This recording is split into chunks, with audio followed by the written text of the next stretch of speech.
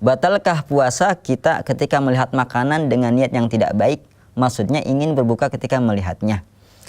Ya wajar saja, manusiawi, ketika Anda melihat makanan, Anda puasa, lapar, pasti ya leher Anda, tenggorokan bergerak.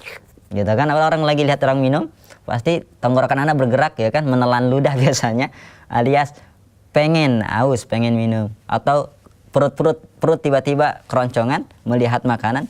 Biasa, itu manusiawi, keinginan pasti ada, tapi jangan dituruti. Yang jadi masalah kalau dituruti, Allah tidak akan ya menghisab kita, ya tidak akan menghukum kita gara-gara apa yang terbetik dalam diri sampai kita melaksanakannya.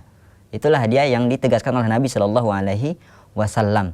Tapi jikalau kita meniatkan kebaikan, itu baru dapat pahala. Adapun cuma niat keburukan, niat kemaksiatan, tidak diaplikasikan, tidak diamalkan, ya tidak dilanjutkan ya untuk pelaksanaannya, maka tidak masalah, tidak dihitung maksiat, tidak dihitung dosa. Jadi wajar saja, ya, asal jangan diteruskan, ya tidak masalah insyaallah taala. Tapi hendaklah kita menjaga diri dari hal-hal seperti ini. Ya pula jangan jangan masuk ke rumah makan, ya kan. Jangan pula mendekatkan sirup, ya kan.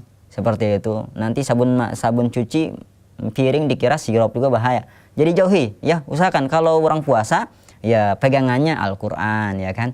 Perginya ke tempat kajian, ke masjid, bukan ke rumah makan. Ya jelas kalau seperti itu, jelas Anda akan tertarik, lama-lama batal, ya. Wallahu a'lam.